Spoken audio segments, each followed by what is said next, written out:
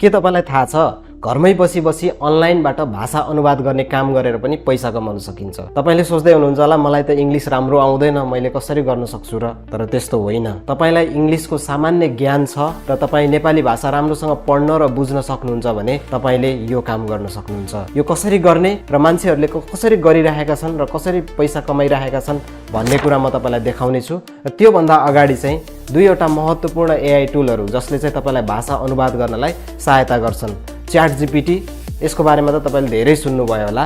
र अर्को नयाँ एआई टुल छ जुन चाहिँ एलन मस्कले डेभलप गरेको हो, त्यसको नाम हो ग्रक एआई, जसलाई चाहिँ स्मार्टेस्ट एआई भनेर पनि भनिएको छ। यी दुईवटा एआई टुलहरू मध्ये कुन चाहिँ एआई टुलले चाहिँ राम्रो भाषा अनुवाद गर्छ भन्ने कुरा पनि हामी हेर्नेछौँ। र मैले चाहिँ पर्सनल्ली कुन चाहिँ एआई टुल चाहिँ प्रयोग गरिरहेको छु भन्ने कुरा पनि म तपाईलाई बताउने छु। तपाईको लागि भिडियोको अन्तिममा एउटा गिफ्ट पनि छ, भिडियोलाई अन्तिमसम्म हेर्नु होला र भिडियो मन पर्यो भने लाइक गर्नु होला। तपाईको आफ्नो विचार कमेन्टमा लेख्न नबिर्सनु होला र मसँग च्यानलमा जोडिनु भएको छैन भने च्यानललाई सब्स्क्राइब गरेर मसँग जोडिनु होला र यस्तै यस्तै भिडियोको लागि बेल आइकनलाई थिचेर तपाई मसँग जोडिनु होला। आउनुस् अब जाउँ स्क्रिनतिर। अनि ट्रान्सलेसन गर्नको लागि सबैभन्दा पहिला एउटा आर्टिकल्स लिन्छु, एउटा न्यूज आर्टिकल्स छ यहाँ द न्युयोर्क टाइममा। यो न्युयोर्क टाइमको यो न्यूजलाई चाहिँ हामी ट्रान्सलेसन गरेर हेरौँ। सबैभन्दा पहिला यसको हेडिङलाई मात्रै ट्रान्सलेसन गरेर हेरौँ। दोस्रो पेजमा चाहिँ हामी यो आर्टिकल्सलाई पनि ट्रान्सलेसन गरेर हेरौँ। अनि त्यस पछाडि चाहिँ तेस्रो पेजमा चाहिँ हामी डकुमेन्ट्स अपलोड गरेर त्यो डकुमेन्ट्सलाई बुकलाई पनि ट्रान्सलेसन कस्तो गर्छ भन्ने कुरा दाँजेर हेरौँ। सबैभन्दा पहिला म जान्छु गुगल ट्रान्सलेटरमा अनि यहाँ पेस्ट गरेँ। यसले भन्यो नेपालले 500 मिलियन डलरको अमेरिकी अनुदानमा जोखिम उठायो, अब पछुताउन सक्छ भनेर चाहिँ यसले ट्रान्सलेसन गर्यो है गुगलले। च्याट जीपीटीले कसरी गर्छ त्यो हेरौँ। Act as a translator for English to Nepali भनेर यो प्रम्प्ट हाने मैले। एउटा ट्रान्सलेटरको रूपमा चाहिँ एक्ट गर भनेर चाहिँ मैले यसलाई प्रम्प्ट हाने अनि यही प्रम्प्ट उता पनि हान्नुपर्छ। हुन्छ मैले चाहिँ नेपालीमा ट्रान्सलेट गरिदिन्छु भनेर भन्यो। टेक्स्ट दे मलाई भनेर यसले भनेको छ। अब यसलाई फेरि मैले कपी गरेर अब यसलाई दिन्छु। यसले कस्तो ट्रान्सलेसन गर्छ हेरौँ। नेपालले 500 करोड डलरको अमेरिकी अनुदानमा जोखिम उठायो, अब यसलाई पश्चाताप हुन सक्छ भनेर यसले ट्रान्सलेसन गर्यो। हेर्नु ग्रकमा हेरौँ, ग्रकले के भन्छ। यसलाई मैले फेरि कपी गरेर ग्रकलाई ट्रान्सलेट गर्न लगाएँ। यसले चाहिँ के भन्छ हेरौँ है त। नेपालले 500 मिलियन अमेरिकी डलरको अनुदानमा जोखिम उठायो, अब उसले पछुताउन सक्छ भनेर यसले ट्रान्सलेसन गर्यो हैन त। यो तीनटा ट्रान्सलेसनमा तपाईलाई कुन चाहिँ सबैभन्दा राम्रो लाग्यो? 1 2 3 कमेन्टमा लेख्नुस् है, 1 2 और 3। अब जाउँ नेक्स्ट अर्को टेस्ट गर्नलाई। अलि लामो लेख दिएर त्यसलाई ट्रान्सलेसन गर्न लगाउँ। त्यसको लागि यही न्यूज पोस्टको यहाँ तलपट्टि लेखेको कुरालाई मैले चाहिँ कपी गरेँ अनि यहाँसम्म कपी गरेँ।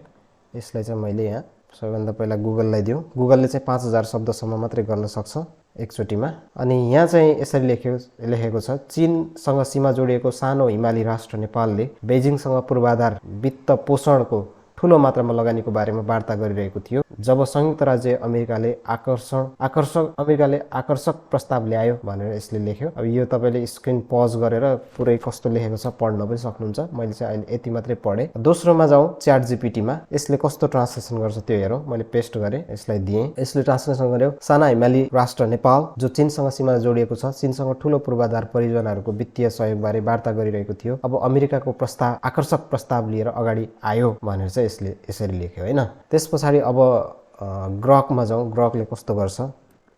नेपाल चीनसँग सिमाना जोडिएको सानो हिमाली राष्ट्र बेजिङसँग ठूलो पूर्वाधार वित्तीय सहायताबारे वार्ता गरिरहेको थियो जब संयुक्त राज्य अमेरिकाले एउटा आकर्षक प्रस्ताव ल्याएर हस्तक्षेप गर्यो भनेर यसले लेख्यो हैन। अब यसो पुरै चाहिँ तपाईले पज गरेर पढ्नु होला। अनि कुन चाहिँ सबैभन्दा राम्रो छ त?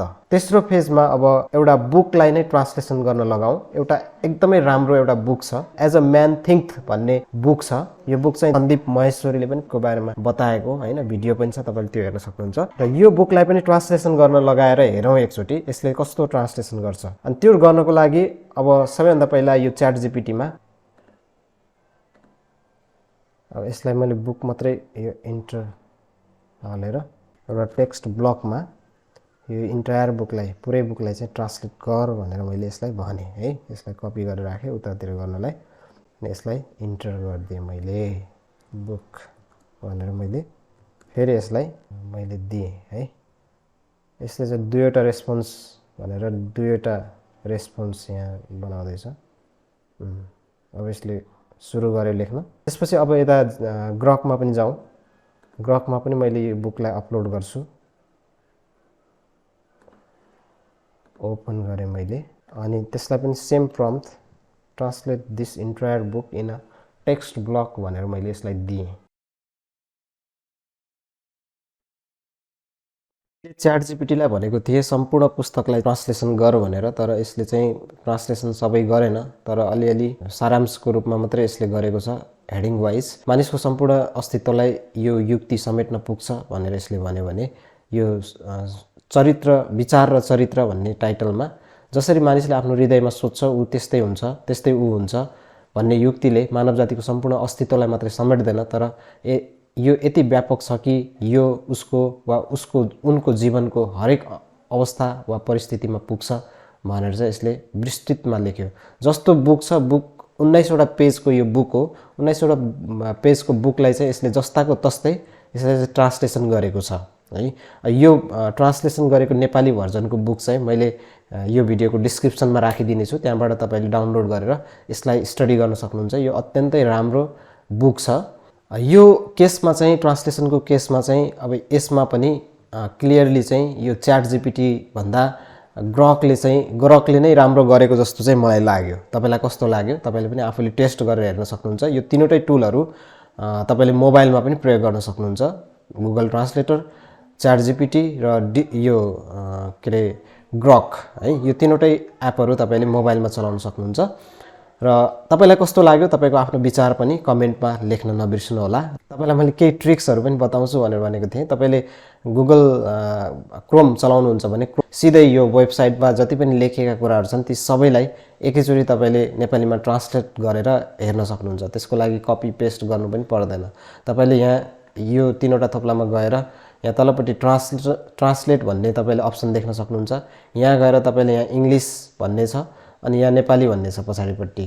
अनि तपाईले यो नेपाली भनेको ठाउँमा अरू भाषा पनि हुनसक्छ। तपाईले यो तीनवटा बटनमा क्लिक गरेर चुज अनदर ल्याङ्ग्वेज भन्नेमा गएर, तर अब यो कति वर्डहरू चाहिँ कति शब्दहरू सेन्टेन्सहरू मिल्दैन क्या है। अब त्यस्तो केसमा चाहिँ यो एआईले चाहिँ एकदमै राम्रो काम गर्छ। त्यसले गर्दाखेरि मैले चाहिँ पर्सनली एआईलाई प्रयोग गर्ने गरेको छु र मैले धेरैजसो ग्रक एआईलाई नै प्रयोग गर्छु।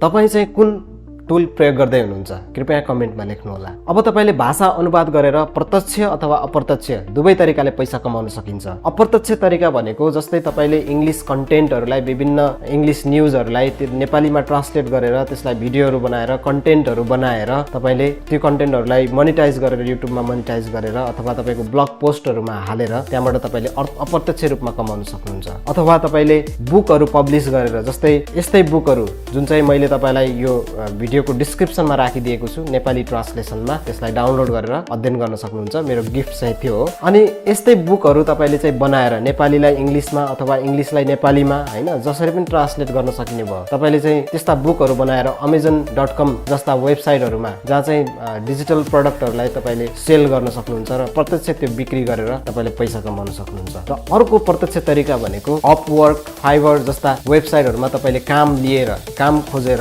ट्रान्सलेट गर्ने काम खोजेर काम लिएर पनि तपाईले पैसा कमाउन सक्नुहुन्छ। अब जाउँ मानिसहरूले कसरी त्यसमा चाहिँ पैसा कमाइरहेका छन् भन्ने कुरा म तपाईलाई देखाउने छु। त्यो कुरा तपाईले पनि गर्न सक्नुहुन्छ। अब फाइबरको होम पेजमा आउनुभयो भने यहाँनिर यस्तोको पेज तपाईले लेख्नुहुन्छ अनि तपाईले यहाँ काम सर्च गर्नुभयो जस्तै ट्रान्सलेसनको काम नेपाली ट्रान्सलेसन भनेर तपाईले यहाँ सर्च गर्नुभयो भने तपाईले यहाँ नेपाली ट्रान्सलेसन गर्नलाई आफ्नो गिगहरू बनाएर राखेका व्यक्तिहरू तपाईले देख्न सक्नुहुन्छ। जस्तै यहाँ निराजन भन्ने तपाईले देख्नुभयो। कसैले चाहिँ नेपालीमा अथवा नेपाली इङ्ग्लिस ट्रान्सलेसन गराउनु छ भने उसले चाहिँ अब यो फाइबरमा आएर यो निराजन भन्नेलाई चाहिँ काम दिन्छ हैन। अनि त्यो काम गरे बापत मिनिमम $5 चाहिँ उसको काम स्टार्ट हुन्छ है। अब यो के छ यसमा पनि भित्र गएर हेरौँ। निराजनको प्रोफाइलमा आएँ म। यो पहिलो हेरौँ 5 स्टार रेटिङ छ, 84 वटा अर्डर चाहिँ कामहरू यो व्यक्तिले चाहिँ गरेका छन्। तपाईले अब यहाँ भित्र गएर हेर्यो भने फाइबरमा तपाईले यहाँ देख्न सक्नुहुन्छ 400 वर्डलाई चाहिँ $5 चाहिँ उनले चाहिँ काम गर्ने रहेछन् है। अब यो काम चाहिँ 3 दिनमा चाहिँ उनले डेलिभरी दिँदो रहेछन् कामको। छिटो गर्नु छ एकै दिनमा गर्नु छ भने $5 थप लाग्छ। यसरी चाहिँ उनले 184 वटा अर्डर चाहिँ उनले कम्प्लिट गरेका छन्। भनेपछि 184 वटा क्याल्कुलेट गरौँ।